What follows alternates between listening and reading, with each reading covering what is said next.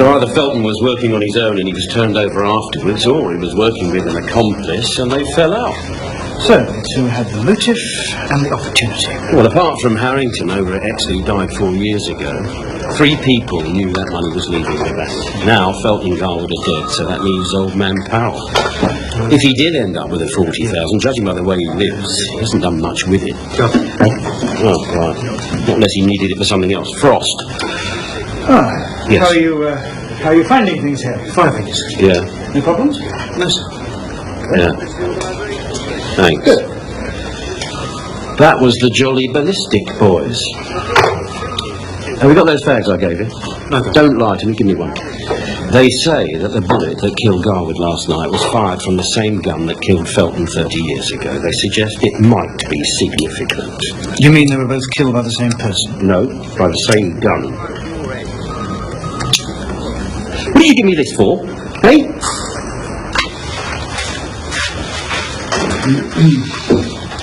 Johnny, what have we got? No, I'll do that, sir. Yes, sir. By the way, sir.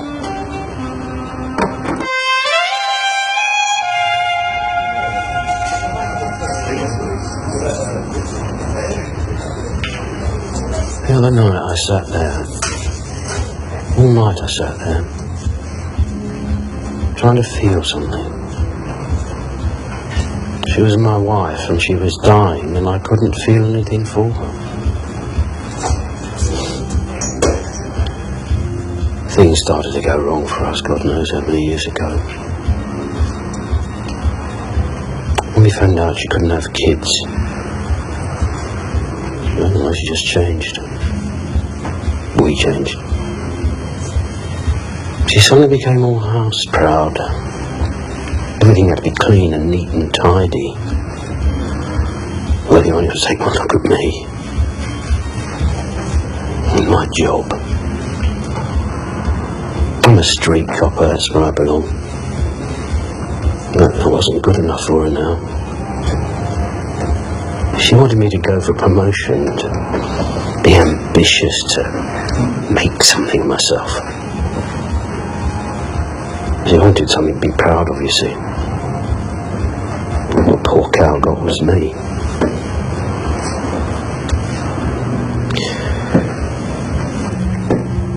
She came to despise me in the end. I know she did. I used to dread going home to see that look of disappointment in her face. So I stopped going home. You know, it was any excuse. Anyway, I met someone else. When don't you? I made up my mind to leave her. On the very day that I plucked up courage to tell her, the doctor phoned me at the station. She got cancer. 18 months to live, so they reckon. And she always had trouble with her stomach, she was nerves and nothing along. Anyway, she wanted to know if she thought she could cope. She went to pieces. She clung to me for the first time in years, her whole body shaking. You will look after me, Billy. You will look after me, Billy. You'll look after me, won't you? I said, of course I'll look after you. Of course I'll stay and take care of you. I went out and I got so drunk. I was still drunk when the call came through about this nutter with a gun. Before they could stop me, I was moving in on him. Do you know what I was thinking? All I was thinking was, go on, you bugger, shoot me. Because I don't give a damn one way or the other.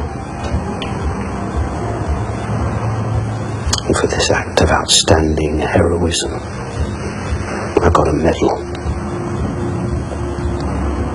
I think that was the happiest day of her life, you know. She was standing next to me in my top out of Buckingham Palace. At last I'd done something to make her proud of me. And I wasn't even there when she died. She was like that. You even let me down on that, Billy. I can't trust you to do anything.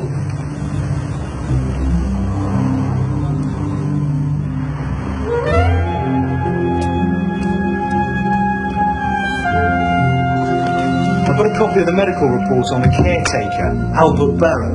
Remember, Gov? He went missing shortly after the robbery. The doctor says that although Barrow broke his leg some 19 months previously, there's no reason why he should interfere with the efficient performance of his caretaking duties.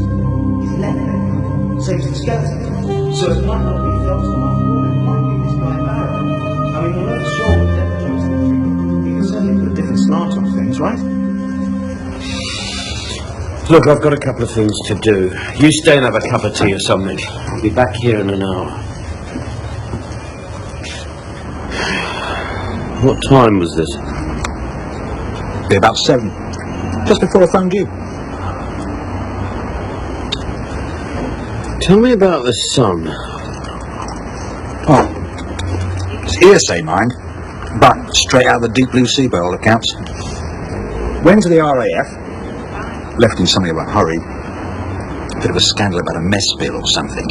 Started up a vintage car business. That went down the pan. Started up something else. Ditto. Before you knew it, he's got more creditors than this has got bones. So, £40,000 might have got him out of a lot of trouble. Might have done. Trouble is, the robbery was in 1961, and he threw himself under a train in 1957. Sorry, Jack. Not your day, is it? No, not my day at all.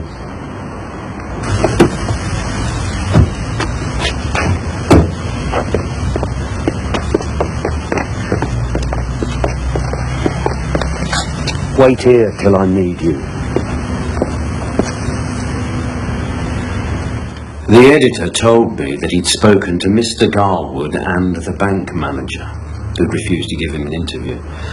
At the time, I thought he meant the present bank manager, Mr. Hudson. But now, of course, I realised that he meant you, Mr. Powell. That means that you knew that Felton's body had been found before Garwood had been murdered. But you told me the first you knew of it was when you read about it in the morning paper. That is, after Garwood's death. You lied, Mr. Powell. You lied because you killed them, didn't you? Let me speak to your wife. No, my wife knows nothing of this. No, I'd like to talk to her.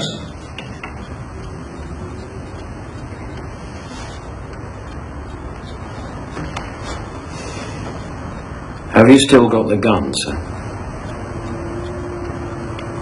Yes. I think that you ought to give it to me. Can you?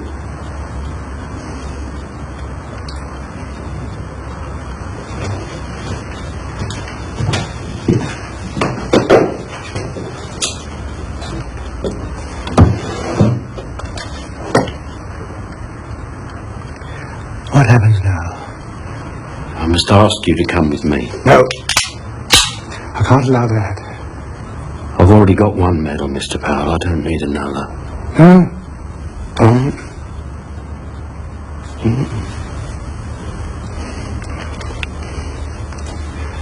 It's because the box was empty. That's how you know, isn't it? Something like that, yes, sir. I knew, you see. I knew as soon as you found him. My son had so many grandiose ideas. He thought he was so clever, you see. But the scum that he mixed with were far cleverer. They took him for thousands. In order to get himself out of trouble. He misappropriated some £25,000 of his client's money. It's a lot of money in those days. A fortune. He came to me, not for the first time, begging for help. How could I refuse him? My son, the light of his mother's life. For some time I've been handling the financial affairs of an old lady called Mrs. Kingsley. It's close on £250,000 lying untouched in her deposit account. She trusted me implicitly. Getting the £25,000 was not difficult. No, it wasn't too honest either, was it? He would have gone to prison, I couldn't allow that. His mother idolized him. To this day she has no idea how much pain he caused. So you fiddled the old lady's books. I had every intention of paying her back every last penny. A month later he wanted more. This time I said no. He begged, but I remained firm. This time he'd have to find his own way out of the mess he'd made of his life. He went to London, wrote me a note, and killed himself. His mother...